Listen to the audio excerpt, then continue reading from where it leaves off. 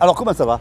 Eh bien écoute, ça va bien, hein, je suis content de te retrouver surtout. Ben moi Et aussi. puis je me suis appliqué pour les noms. Hein. Ah ben écoute, tant mieux si tu t'es appliqué, ça changera de l'année dernière. Ah, j'ai travaillé. Tu as travaillé? Je te promets, j'ai beaucoup travaillé. Alors explique-moi exactement. Alors, je sais Qui qu'il y a... recevons-nous aujourd'hui? Alors, c'est Hervé Taros.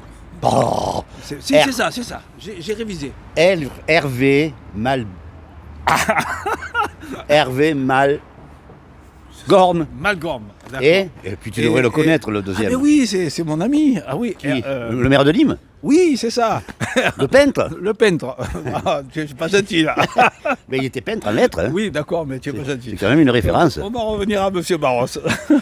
Monsieur Barros, c'est un ami que je connais depuis maintenant de longue date, qui a fait partie de nos premiers peintres, qui ont affiché ici, avec qui j'ai beaucoup gardé d'amitié. Tu Voilà. as bien fait parce que c'est une personne de C'est un qualité. professionnel de qualité. Bon, et un qui- peu comme notre réalisateur, notre nouveau Alors, réalisateur. le réalisateur, un peu pénible, mais agréable.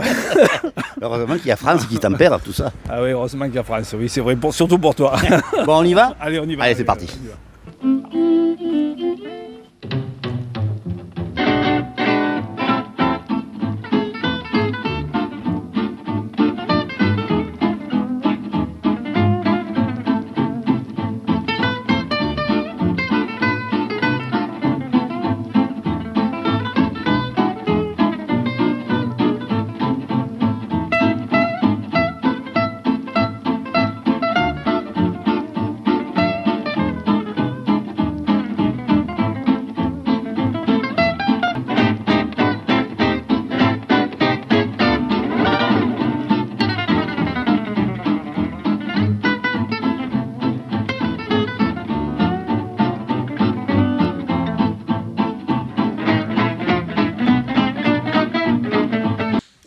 Savoir se retirer à temps quand, durant toute sa vie, on a donné aux autres, indique déjà une grande clairvoyance, tout en gardant l'estime de ses amis et de ses rivaux. Merci à vous tous et à vous toutes d'être parmi nous aujourd'hui, une nouvelle fois, sur Facebook et YouTube. Le titre de cette émission est L'art et la peinture. Bonjour, rebonjour et ravi de vous retrouver pour cette dernière saison de Tête à Tête. Nous sommes réunis aujourd'hui au salon du W chez Alain Moula. Nous vous proposons un nouveau format pour l'émission. Nous en rejoint Jérôme Puech. Bonjour Jérôme. Bonjour Patrick. Qui intervient en tant que chroniqueur et qui nous proposera ses nimoiseries, des vidéos par exemple, de nos invités afin d'enrichir l'émission. Richard Raveau, notre nouveau réalisateur, est bien là, bien présent. Il était à l'heure ce matin. Alain Moula est toujours à mes côtés. Bonjour Alain. Pas à l'heure, mais j'étais là. Bonjour Monsieur Moula, comment ça va? Animateur et France, il y aura également France et sa question. Précieuse collaboratrice, Sébastien Seignoret nous accompagnera de temps à autre. Alors, mesdames, messieurs, soyez les bienvenus dans l'émission Tête à Tête. Nous recevons donc aujourd'hui deux artistes nîmois, deux talents totalement différents. Bonjour Melville Barros. Et bonjour. Moi, c'est Patrick. Bonjour Patrick, vous allez bien? Et Hervé Malgorne. Bonjour Patrick. Bonjour Hervé. Vraiment un plaisir de débuter une émission sur l'art et sur la peinture et sur la culture. Alors, quand une œuvre est terminée, est-ce que vous vous dites « j'ai touché l'essence et les émotions du public » Ça dépend, je suis plutôt gasoil, après l'essence... Oh. Mais oui, enfin, il y a déjà le mot terminé, une œuvre, est-ce qu'elle est vraiment terminée déjà? Ça c'est un grand souci que j'ai dans la peinture, c'est qu'il faut savoir s'arrêter à temps. Donc j'espère que je touche un petit peu, mais bon. Et toi Hervé? Écoute, c'est un ressenti. Effectivement, ça peut prendre beaucoup de temps de capter, de savoir quand est-ce que l'œuvre est terminée, mais une fois que c'est vraiment quelque chose de très intuitif, c'est pas rationnel. Et lorsque vous vous dites elle est terminée, vous n'y revenez pas dessus? Ça m'est arrivé. Ah oui. Ça m'est arrivé de revenir. Voilà. Des œuvres que j'ai fait il y a longtemps, quand je dis longtemps, c'est pas si longtemps, mais 4-5 ans, selon les critiques, mais surtout des enfants, parce que moi j'ai une vision des enfants qui viennent et qui disent « Ah, bizarre le bras de la dame ». Alors déjà, on dit rien. Et c'est vrai qu'on peut y revenir dessus, parce qu'on se dit « Ah, effectivement, les proportions, wow, les couleurs, finalement, on est dans une période sombre et puis on est dans une période plus claire, alors on se dit pourquoi pas lui donner un petit peu de lumière ». Et à ce sujet, est-ce que la pandémie et tout ce que nous subissons tous a été une période sombre pour vous? Hervé? Non, pas du tout. J'avoue que c'est pas vraiment. C'est ni une période plus favorable à l'inspiration, mais l'inspiration est toujours présente. Enfin, c'est vraiment. D'accord. Non, c'est pas un souci. Tu n'as pas perdu tes couleurs, toi, Melvin, parce que c'est vrai que toutes tes œuvres sont très colorées. Moi, j'ai eu quand même des questionnements qui se sont posés pendant la pandémie. Je me suis Lesquels? dit, à quoi on servait? À quoi on sert, nous, artistes? Quand on voyait les soignants qui allaient au charbon, les pompiers, même à tout, hein, les éboueurs, les caissiers qui étaient devant, nous, on se posait des questions, à quoi ça sert? Finalement, on est des vendeurs de rêves.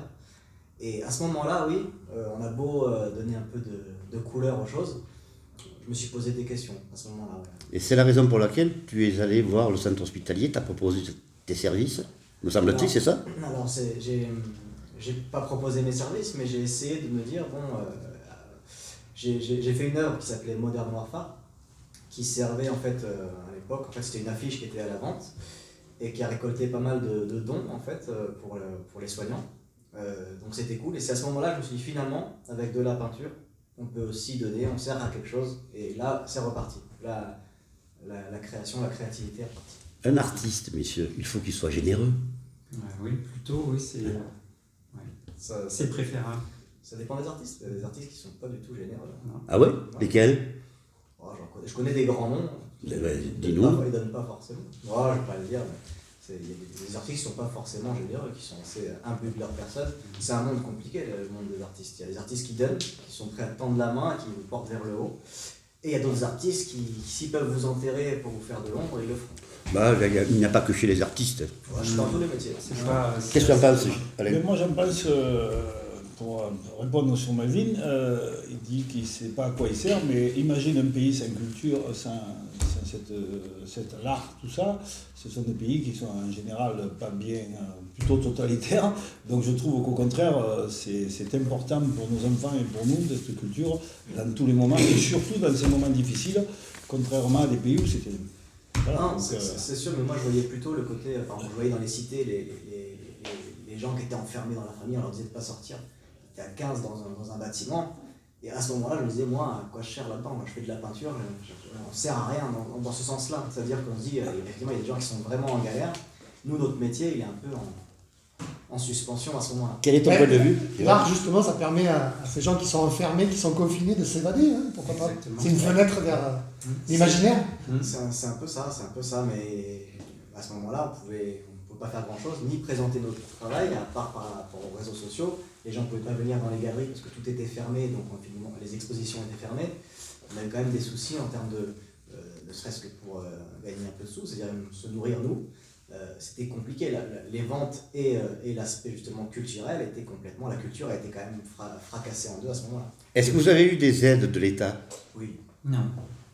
Non, moi je travaille vraiment sans subside qui viennent de D'accord. quelque part, donc non. Donc ce qui veut dire que tu cotises tel qu'à une caisse des artistes, par exemple? C'est la maison des artistes qui normalement, pas tout le monde, mais normalement la maison des artistes prend en charge tout le... Bien. Alors nous allons en rester là et nous allons demander justement à Jérôme. Jérôme, tu es allé à la rencontre de nos deux artistes. Alors pour quelle raison es-tu allé à la rencontre de ces deux artistes? Mais je trouvais justement que dans l'émission, c'était important que vous, qui nous regardez, vous voyez dans quel univers ils travaillent. Donc ils ont eu la gentillesse de m'ouvrir leur atelier, de manière à ce qu'on voit leur univers, le contexte dans lequel ils travaillent, et surtout de nous expliquer. C'est pas toujours facile pour un artiste d'expliquer ce qu'il fait. Donc là, j'aurais posé la question, à partir d'une œuvre, d'essayer de nous expliquer quel sens il y avait derrière. Très bien. Bon, alors donc, nous regardons. Allez, on y va. On y va.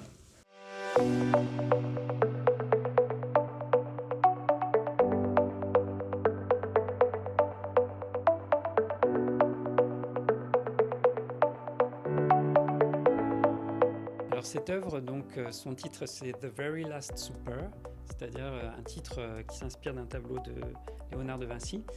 C'est une citation, c'est-à-dire que j'ai repris un élément d'un tableau ancien qui a 500 ans, créé par Andrea Mantegna, un peintre de la Renaissance italienne. C'est une femme, qui c'est le personnage principal du tableau, contrairement à ce qu'on pourrait imaginer, et qui est vue de manière provocante, évidemment, stéréotypée, en sous-vêtements, mais qui a vraiment une position de j'exprime mon désir, je l'assume, et qu'on ne vienne pas me censurer ou m'emmerder pour ce genre de questions. C'est une petite critique en fait, une petite critique des réseaux sociaux. En fait, pour le coup, là, c'est un petit peu l'exhibition facile et le placement de produits qui peuvent court-circuiter un petit peu l'image. Pour le coup, moi, je parle dans cette œuvre de mon cas, c'est-à-dire on va dire les œuvres sur Instagram, par exemple, de peinture qui sont montrées, vu que Instagram, c'est un réseau d'images. Et souvent, en fait, vu qu'on est quand même à la course au like pour pouvoir être plus vu, il se trouve que là, c'est une critique sur ça. C'est-à-dire qu'il y a une personne un peu en nuisette, en tenue légère, et derrière l'œuvre qu'elle présente.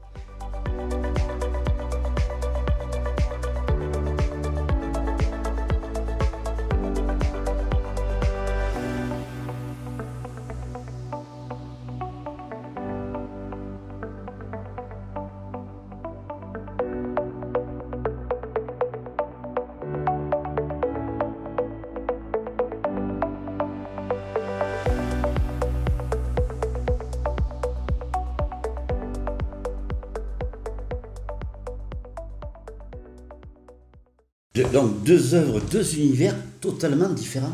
Qu'est-ce que tu en penses?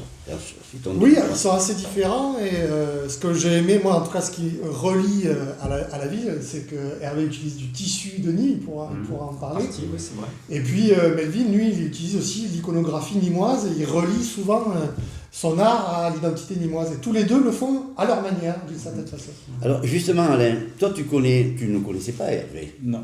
Donc de quelle façon as-tu rencontré Francis. Michel. Comment as-tu rencontré Melvin? Comment je l'ai rencontré? C'était lors d'une exposition. Voilà. Au tout début, on commençait les expositions, je crois que tu as fait dans les toutes premières, je crois. Et ça a collé tous les deux d'entrée. Après, on a suivi, on a fait tous ces portraits, là, d'accord. Et puis, on s'est toujours, tu m'as toujours fait un petit cadeau chaque année. Moi, j'ai toujours bien reçu. Et tu as fait un cadeau chaque année? Oui, un petit tableau chaque année. Sur un chocolat. Voilà. Et on a toujours eu une bonne relation, puis je pense qu'on s'apprécie mutuellement. C'était le premier restaurant à m'exposer, non pas pour combler des trous, mais vraiment, non mais c'est vrai, vraiment pour me mettre en valeur. À ce sujet, j'avais une question qui devait arriver plus tard, mais ne trouvez pas qu'il n'y a pas suffisamment de lieux pour que les artistes puissent s'exprimer, au lieu d'aller dans des bars, dans des restaurants? Il manque quand même une galerie municipale ici. C'est certain, à Nîmes, il manque effectivement, je trouve que la municipalité a beaucoup à faire de ce point de vue-là vis-à-vis des artistes en général et des arts plastiques en particulier. Alors qu'il y a vraiment, en plus on est dans une région très dynamique de ce point de vue-là, et Nîmes a tout à gagner justement à développer cet aspect. Alors je vais essayer de défendre, excusez-moi, le restaurant, mais est-ce que vous ne trouvez pas que les galeries, c'est pas réservé à tout le monde, alors que les restaurants, c'est tout public qui peut découvrir vos œuvres, et je trouve que la culture doit descendre dans la rue et non pas dans des lieux privés, parce que moi une galerie je rentre pas, parce que j'ai pas, voilà. Disons alors que c'est complémentaire, puisque oui. Effectivement l'art contemporain, puisqu'on fait partie, on est dans cette mouvance de l'art contemporain, ça perçu parfois comme d'une certaine manière assez élitiste, oui. Et le public, je ne sais pas comment ça fonctionne chez toi, mais je trouve que c'est plutôt un lieu où on a plutôt envie d'entrer spontanément, mais ce n'est pas toujours le cas. Je suis un petit peu d'accord avec vous deux en fait, dans le sens où il manque des lieux, c'est sûr, c'est clair et net d'exposition, mais pas forcément galerie avec un galeriste qui va justement vendre les œuvres. Ça, il y en a des galeristes, il y en a des bons sur nous. Plus des lieux libres, mais vraiment avec il y a la chapelle des Jésuites, souvent il y a des lieux comme ça qui s'ouvrent, des lieux en plus qui sont historiques. Oui, mais excusez-moi, la chapelle des Jésuites fait partie de la mairie, non? Ce ne sont pas il faut chaque fois aller demander l'autorisation de la mairie. Tout à fait, il faut demander l'autorisation à quelqu'un, je pense, pour être oui, non, mais dans ce cas-là, on rentre vraiment dans une chapelle pour aller voir l'art. Alors que quand tu rentres dans un restaurant, un bar ou quoi que ce soit, c'est tout autre chose. Ils viennent te voir, toi, déjà. Et tu découvres. Et là, c'est le seul truc là où je te rejoins, Alain, c'est sur le côté, effectivement, on ne vient pas forcément pour voir des tableaux et on peut découvrir un univers. Mais d'un autre côté, tous les restaurants ne sont pas bons à être exposés. C'est-à-dire que selon les pièces qu'on met, c'est sûr que quand on est émergent, on va mettre des pièces à, je dis une bêtise, entre 100 et 500 € pour commencer, ce qui est déjà pas mal. Quand on commence à être un peu plus connu, on va mettre des tableaux entre 2000 et 5000, et là, les restaurants, il faut que ça suive derrière. C'est-à-dire que justement, ça peut pas être un bouche-trou.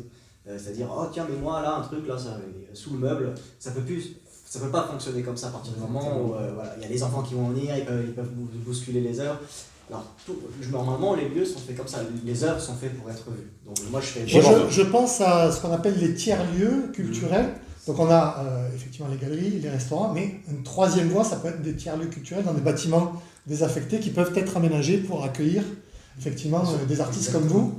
Et les bâtiments publics désaffectés, il en existe pas mal et on peut imaginer ce genre de Mais concept. la solution également serait, puisque nous avons quand même l'avantage d'avoir un climat très favorable, que les artistes puissent exposer à l'extérieur, aller au-devant du public. Alors moi, il y a 10 ans, à Bordeaux, je faisais partie d'un collectif d'artistes où justement l'objectif c'était de faire descendre l'art contemporain dans la rue.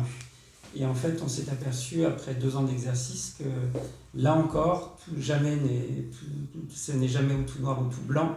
Et c'est pas toujours une très bonne expérience non plus que d'aller exposer sur des places publiques ou dans des lieux publics avec l'agrément de la mairie.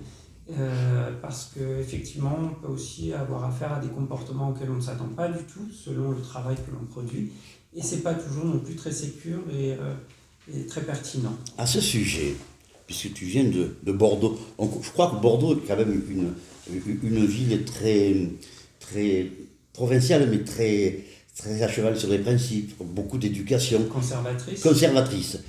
Bourgeoise. Voilà exactement le mot que je cherchais. Excusez-moi, donc est-ce que tu peux comparer culturellement Nîmes à Bordeaux? Non, c'est différent. Je dirais que c'est vraiment... Il y a 2 identités très différentes, 2 régions et une culture locale différente. Après, ici, j'y suis seulement depuis 2 ans, donc c'est très récent. Je trouve qu'il y a un état d'esprit et un air ambiant favorable à l'accueil des artistes et à l'art en général, et aux arts plastiques en général. Bordeaux est beaucoup plus conservatrice, c'est très le patrimoine, la gastronomie, les pierres, et il y a une culture bourgeoise très présente effectivement. Ici, on est quand même entre Sète et Avignon jusqu'à Nice, même Collioure, il y a des artistes partout, et puis il y a cette lumière du sud qui fait qu'il y a ton travail qui est très coloré. Pour moi, ça c'est le sud aussi, hein, il y a quelque chose si je peux rebondir sur les lieux justement d'extérieur qui ne sont pas forcément favorables, il y a des idées qui sont libres. Encore une fois, ce qui manque peut-être un petit peu sur Nîmes, c'est la communication, c'est-à-dire que c'est beaucoup délégué. Il y a un manque de communication, et je pense que c'est le primeur maintenant, c'est la communication de partout. Hein. Et elle pourrait venir de qui, la communication? Ça peut venir de tout le monde, ça peut venir et des artistes, de ceux qui créent, et de plus haut, de la municipalité, d'autres choses. Et par exemple, moi j'avais pour idée de remettre un petit peu comme la UZES, je ne sais pas si vous avez vu, ils font la foire aux croûtes. C'est une foire avec des artistes qui viennent exposer effectivement dans la rue. Mais là, les jardins de la Fontaine s'y prêtent. Et par exemple, on pourrait faire comment ça s'appelle ? On pourrait faire le déjeuner sur l'herbe, c'est-à-dire des déjeuners organisés sur l'herbe avec des artistes réputés et émergents qui viennent exposer leurs œuvres en plein air au jardin de la Fontaine et faire le déjeuner sur l'herbe. En plus, un costume de l'époque, ça serait encore plus... un genre de pique-nique, un vrai pique-nique, mais un petit peu cool. Alors je vais m'adresser à Sophie Roule qui m'a dit, que je l'ai eu hier, elle m'a dit je regarderai l'émission avec nos artistes. Donc Sophie Roule, n'hésite pas.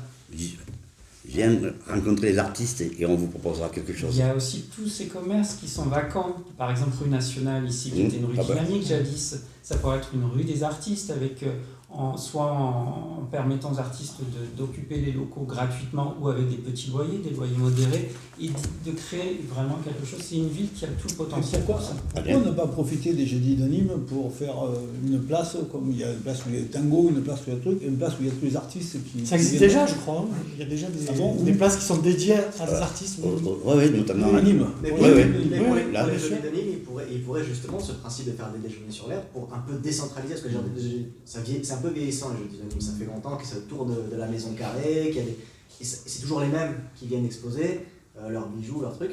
Il y a des choses super bien, mais ça vieillit un peu par rapport au Festival d'Avignon qui bombarde, le Jeudi de Nîmes. Bon, on va rester là pour le moment. Alors Jérôme. Oui. On va quand même venir à toi. On va réveiller. Alors Jérôme, pour ta toute première chronique, tu as décidé de nous parler du crossover. C'est la technique qu'emploie Melvin Barros dans ses œuvres pop art. Tu nous expliques un petit peu? Je vous explique, mais avant, générique.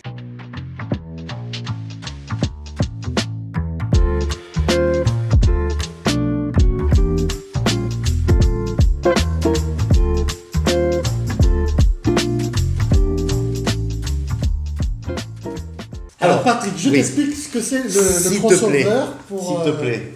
et compris pour vous qui nous écoutez. En fait, c'est un mélange, comme l'utilise Melvin, de personnages de BD et des situations un peu comme Betty Boop et La Feria, puisque tu l'utilises. Donc voici un premier exemple pour que tout le monde puisse comprendre ce dont je parle. Voilà, j'ai pris un personnage, Mario Kart, qui est souvent utilisé dans les œuvres de Melvin, et j'ai pris un syndicaliste qui y ressemble. Ça nous permet de comprendre ce... C'est ça. C'est ça. Exactement. C'est la CGT là qui s'exprime. Voilà, c'est ça. T'as pris quelqu'un de gauche, mais enfin, c'est ça. Mélanger des genres.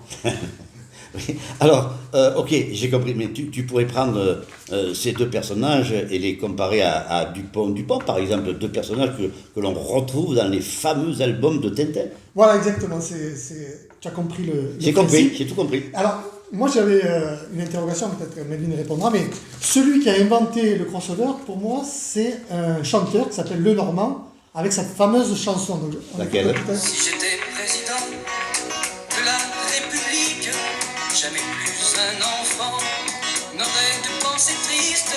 Je nommerais bien sûr Mickey Premier ministre. Donc lui, il nommerait Mickey Premier ministre. C'est exactement ça. C'est un peu... Est-ce que c'est pas lui qui a finalement inventé le crossover ? C'était un tueur. Gérard Lenormand, son énergie. Il est moderne comme chanteur. Oui, c'est un- C'est un chanteur moderne. Hein.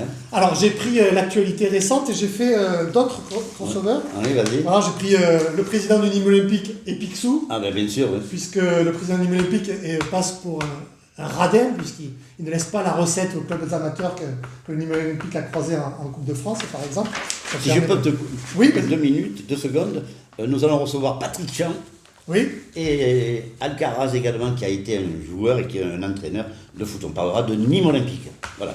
alors j'ai pensé à d'autres personnages de la vie nîmoise que tu vas recevoir d'ailleurs ici, et j'ai pensé notamment à Marc Tolède, Oui. qui est ce conseiller municipal d'opposition, Oui. qui est le représentant... Il était adjoint, Voilà. maintenant il est conseiller.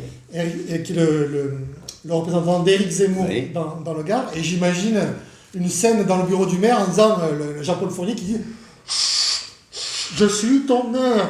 Donc entre Dark Vador et donc la guerre des étoiles, qui pourrait être un personnage, Marc Tolède, du fameux film que l'on connaît. Alors, Ensuite, un autre personnage que vous connaissez qui a fait malheureusement l'actualité, les faits divers, c'est le nageur Agnès. ni moi. Ni moi, donc avec Donald, voilà, avec sa queue qui frétille, ouais, évidemment.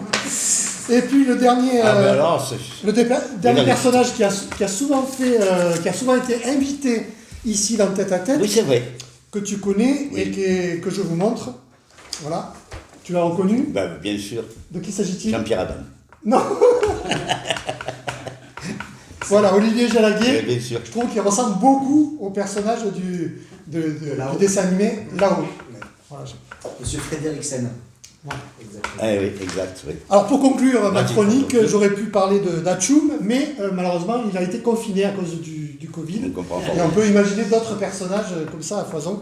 Donc en tout cas je voulais dire qu'il y a une forte culture de bande dessinée à Nîmes. Il y a d'ailleurs un salon chaque année qui est proposé. À l'extérieur, Donc, sur la place. voilà, c'est ça. Charles Donc de on peut Gaulle. le trouver au mois de juin. Et puis rappelons que, comme le disait Gérard Lenormand, que si l'on nommait Coluche comme ministre de la rigolade, je ne sais pas si ça ferait rire tout le monde aujourd'hui. Peut-être pas.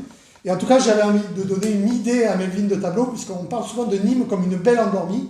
Est-ce qu'on pourrait imaginer cet univers de BD et de Nîmes comme une belle endormie? Ah oui, on peut tout s'imaginer, hein. C'est vrai qu'une belle endormie, mais je trouve pas que ce Nîmes soit si endormi que ça finalement. C'est des on-dit parce que déjà en période de feria, c'est moins endormi. Et C'est entre deux férias. ouais, c'est vrai que la période entre les férias est longue. En fait, Nîmes devrait être une feria continue, quoi. Et c'est bon après. Bon. Bon, Patrick, j'ai terminé. Parfait. Ben, écoute, bravo et merci pour cette... Tu viens enrichir notre émission, hein, Tête à Tête. Donc Alain, que penses-tu de ce nouveau concept de l'émission? Et l'apport de Jérôme, qui vient donner son point de vue sur beaucoup de choses. Ah ben ça étoffe énormément l'émission, bien sûr. En plus, j'ai déjà dit et je le répète, j'apprécie beaucoup son travail, que je découvre encore plus. Mais il n'est pas peintre, lui. Hein. Ah, je croyais qu'il était peintre. non, mais c'est pour revenir sérieusement, non, c'est au contraire, ça donne une autre dimension. Déjà, excuse-moi, mais déjà au niveau de la préparation de l'émission et de la mise en... Je dois te remercier et t'apprécier. parce que Richard Ravier. Richard a donné une autre dimension. Il a donné une autre dimension déjà au reportage, c'est différent, plus... La classe, quoi. Donc c'est deux personnes nouvelles qui nous apportent énormément et qui donnent une autre dimension. Et les costumes. Ça devient... Moi, je costumes sont trouve incroyables. Pas le dire, ta casquette te va admirablement bien. C'est très gentil. Vraiment. Je dirais qu'on professionnalise cette émission. Voilà, et ce sera la dernière année, je vous rappelle, que nous arrêtons au mois de juin. Voilà, alors, on reprend un petit peu, on continue, tout simplement. Hein, non. Alors, qu'est-ce pour vous la provocation en peinture, dans la peinture? Qu'est-ce que ça représente? Qui peut représenter la vulgarité ou la provocation? Qui peut représenter? Est-ce que vous avez un peintre bien précis où vous trouvez qu'il est... La provocation, Picasso était Merci. provocateur, mais c'est provocateur doux, c'est-à-dire même de Vinci. De Vinci était un provocateur bien camouflé, mais l'avantage de ces mecs-là, c'est qu'ils avaient des, excusez-moi l'expression, des couilles, notamment parce qu'en fait, ils avaient 3 messages. Le message pictural, le premier c'était au novice, c'est-à-dire qu'il montrait des choses, ce qu'il faisait techniquement, donc les gens qui ne connaissaient pas son œuvre pouvaient dire « Ah, c'est joli ». Le deuxième c'était le message, il y avait un message toujours caché dans les deux, et le troisième c'était où l'exposer. Et Picasso s'arrangeait, d'ailleurs il avait dit qu'une œuvre d'art devrait toujours être exposée dans un lieu public, parce qu'elle doit être vue par tous. Et pour moi c'est ça la provocation, notamment pour Guernica, pour Picasso par exemple, qui est une des plus provocatrices, qu'il a offert à Franco pour le... Oui, là, c'était surtout à Franco à l'époque, enfin, parce que quand même les gens fuyaient Franco. Ah ouais, mais lui il s'est fait choper en plus, Picasso. Hein. Le message était inverse, en fait il a offert à Franco parce que Franco, pour l'histoire, était un peu peintre.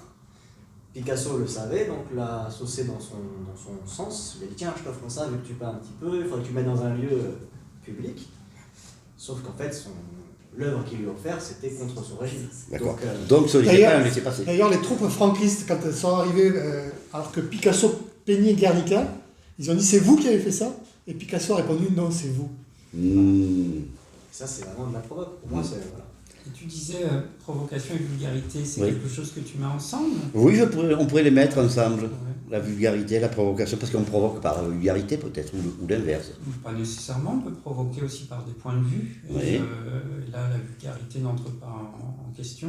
Donc, moi, je pense que tous les artistes en soi ne devraient pas, c'est pas une question de devoir ou de ne pas devoir, mais la provocation fait partie du travail d'un artiste en général, puisqu'on peut effectivement faire produire de l'art simplement pour décorer, c'est une chose. Et il y a beaucoup d'artistes qui font cela, mais après, il me semble que l'art a quand même un objectif, c'est aussi d'aider à une forme de transformation et d'évolution du monde, et depuis des temps immémoriaux. Et effectivement, la provocation entre en jeu, nécessairement. On le voit dans la vidéo, est-ce que l'œuvre que tu as expliquée, est-ce que c'est une œuvre qui est volontairement provocante? Chez moi, tout est volontaire. Justement, je voulais faire le parallèle avec Baudelaire et les fleurs du mal.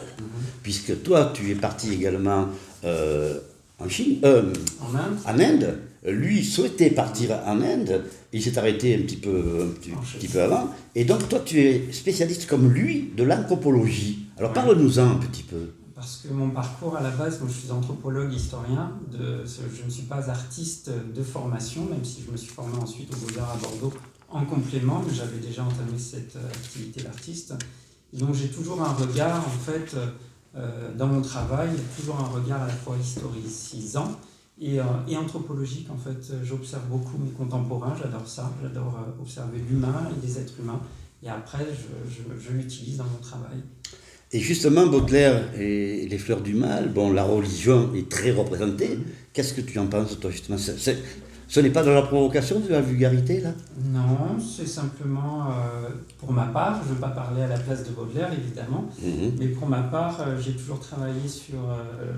mon domaine de spécialité en anthropologie, c'était l'anthropologie religieuse, justement, et l'histoire religieuse, et l'histoire comparative des religions.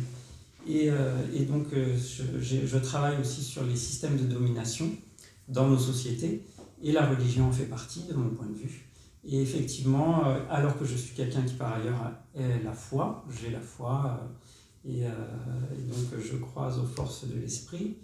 Et, Comme François Mitterrand. Exactement, voilà, je pense à lui. Voilà, Ah, allez, c'est pas une mission mais voilà, donc ça ne m'empêche pas pour autant d'être très critique vis-à-vis des religions, de la religion chrétienne ou catholique, mais des religions en général.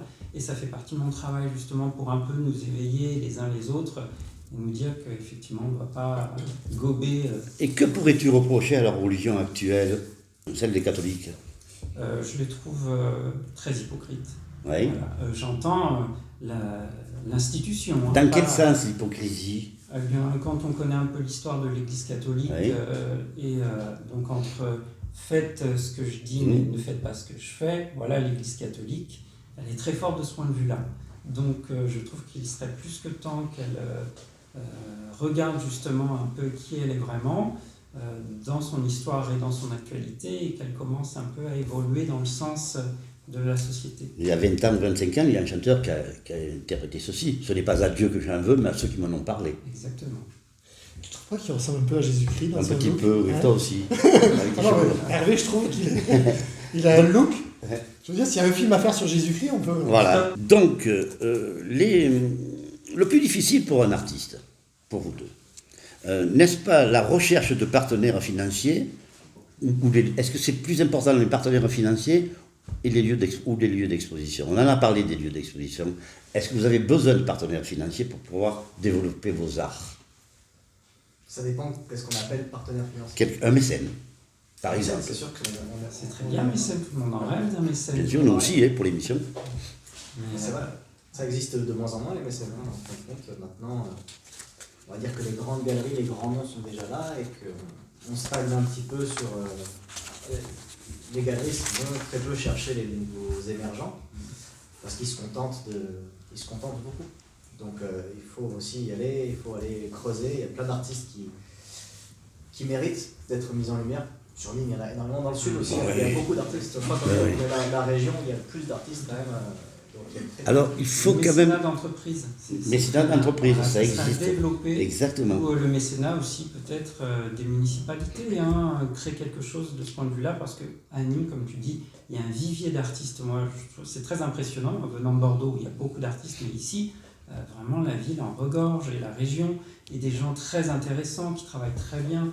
Et donc, c'est un peu dommage... de ne pas les faire... Alors sachez que Tête à Tête donnera la parole le plus souvent possible aux artistes, à l'art, à la culture, à la peinture, au chant. Oui. Alors moi j'ai une question. Quelle différence vous faites entre un peintre et un artiste plasticien, premièrement, et deuxièmement, est-ce que vous êtes tombé dedans tout petit, c'est vos parents, ou est-ce que vous avez découvert ça plus tard dans votre vie active? Alors, de mon point de vue, l'artiste plasticien, c'est un terme franco-français. En fait, ça n'existe qu'en France. Qui veut dire la même chose. Voilà, on travaille en fait les arts plastiques, plasticiens, les arts plastiques. Donc on peut utiliser différents médiums, la peinture plus d'autres choses. Ce qui est mon cas, moi je ne peux pas me définir en tant que peintre puisque j'utilise des tissus, des affiches de cinéma anciennes, toutes sortes de matériaux dans mes tableaux. Et après, le reste, ce que tu me demandais... Est-ce que vous êtes tombé dedans tout petit, vos familles sont déjà dans ce milieu culturel, ou est-ce que c'est vous Est-ce que c'est héréditaire, quoi, en gros? Est-ce que vous êtes découvert à quel âge et comment être des artistes? Moi, pour ma part, j'ai un frère aîné qui a 11 ans de plus que moi, qui était déjà dans la vocation, puisqu'il était peintre, il a fait des études aux Beaux-Arts, des études de graphisme, etc. Une famille très ouverte et portée sur la chose, mes parents, ma mère en particulier. Mais après, personnellement, non, c'est quelque chose qui est apparu, je dirais, entre guillemets, ça m'est un peu tombé dessus, alors que j'étais dans un milieu universitaire et de recherche très différent. Donc, ton papa était militaire, non? Non, mes parents, non, moi c'est mon grand-père paternel qui était effectivement militaire. Et Melvin? Moi j'ai toujours dessiné, toujours, depuis que je suis tout petit je dessinais, j'ai toujours gratté. Après il y a un truc, faire ce métier, ça ne serait jamais, j'y ai jamais pensé, c'est-à-dire que c'est fait comme ça, j'ai eu la chance d'être repéré par une galerie et puis de m'être dit un jour, bon, c'est ce que je veux faire. Mais c'est un truc qui manque dans le parcours, parce que j'ai fait des études d'art. Oui. Mais on ne nous apprend pas à vivre de notre art. C'est-à-dire que c'est un peu tabou, l'argent, l'art en France, on ne t'apprend pas à gagner ta vie de ce métier. Et c'est quelque chose qui devrait donner à Vauban, moi j'ai fait la fac Vauban, on t'apprend à être designer, on t'apprend à être prof, mais on t'apprend pas à être artiste. D'ailleurs, artiste, c'est le nom vraiment pour dire plasticien, on est dans la case artiste-auteur. Alors excuse-moi, mais tu vois, on me passe un peintre par mois, tu le sais, et je trouve que tu es le seul, justement, qui est à la fois artiste et à la fois qui sait qu'à la fin du mois, il y a une famille à nourrir. Parce que les autres font ça, mais sont beaucoup plus... Et je trouve que tu es le seul, de tous ceux que j'ai rencontrés, qui a vraiment fait la différence pour moi. C'est important, au bout d'un moment, quand j'étais sur Nîmes, j'aurais pu prendre la case facilité, entre guillemets, attention, faire du taureau, la tauromachie, la romanité, et direct, j'aurais pu gagner ma vie. C'était pas le but non plus. Le but, c'était de faire ce que j'aimais. Et alors, la route est plus longue, parce que c'est pierre par pierre qu'on arrive à un jour gagner sa vie. Mais par contre, je suis pas mis dans une case tauromachie. Les artistes qui font ça le font bien. José Pires, qui n'est plus là, est un super artiste de tauromachie. Tombereau le fait très bien, mais j'ai pris la place de personne. C'est-à-dire que j'ai fait mon petit chemin et j'ai pas pris la place de quelqu'un. Et j'ai toujours été entouré de gens bienveillants qui m'ont tendu la main, que ce soit les restaurants, que ce soit les artistes. Les gens ont toujours été. Donc j'ai essayé de rendre ça et de aussi gagner ma vie, parce qu'il faut aussi bien sûr. faire de la Parfait. souplesse. Il va y avoir la faute. Maintenant, nous avons la question de France. France, installe-toi. Toi qui aimes l'art, les artistes. Oui, j'aime beaucoup l'art. J'en ai fait un petit peu à mes heures, mais pas professionnellement. Je l'ai étudié un petit peu avec beaucoup, beaucoup de bonheur. Alors, justement, en parlant de l'art, dans la chronologie de l'histoire, on a des grands mouvements ou des mouvances, et on a des courants. J'aimerais savoir de chacun de vous si vous voyez soit un courant ou un nouveau mouvement en émergence un peu par rapport à l'époque où nous sommes, par rapport un peu au numérique et à ce que nous vivons. Et où vous situez-vous personnellement? On a dit tantôt l'art moderne, mais ça c'est vaste. Alors, est-ce qu'il y a des précisions à apporter dans les courants où vous naviguez? Alors, si je peux me permettre, je pense qu'il n'y a pas eu vraiment de nouveaux courants depuis très très longtemps. Depuis même la création dans les grottes de Lascaux, quand il commence à dessiner, finalement un artiste il reprend le passé et il l'améliore un petit peu, ou il le change, ou il le transforme. Il n'y a pas vraiment de génie. Le génie c'est dans le passé. Aujourd'hui, je suis pas sûr qu'il y ait de la nouveauté. Donc le courant, par exemple pour mon cas, je suis dans le pop art, ça existait déjà dans les années 60. Andy Warhol. Voilà, exactement. On prend de ce qui a été fait avant et on le met avec notre technique d'aujourd'hui. Donc je suis dans un courant un peu particulier où la culture populaire, c'est aussi le monde de l'image, mais encore plus avec les réseaux sociaux. Et ça peut faire peur, notamment avec la montée du NFT, du Bitcoin. On peut acheter des œuvres numériques impalpables. Mais finalement, là, d'un autre côté, c'est un peu ça. C'est quelque chose qu'on ne peut pas palper, qu'on peut pas toucher, qu'on ne peut pas voir. Et c'est quand même à l'antithèse de ce qu'on fait nous, si on travaille vraiment l'art plastique, avec de la matière, des vraies choses qu'on peut toucher, qu'on peut voir, avec tous les sens, se réunir. Voilà. Il y a l'art contemporain aussi. C'est facile. Non, aujourd'hui, il n'y a pas vraiment de courant émergent, si ce n'est sur le numérique, effectivement. Ce dont tu parles, c'est très récent et depuis la pandémie, alors ça explose. Mais effectivement, c'est impalpable. Et pour ma part, je me sens aussi m'inscrire dans des courants anciens. Et effectivement, moi, c'est plus le nouveau réalisme français et la figuration narrative française, donc des années 60, 70. Mais effectivement, on s'inspire aussi de choses beaucoup plus anciennes, de l'art plus académique.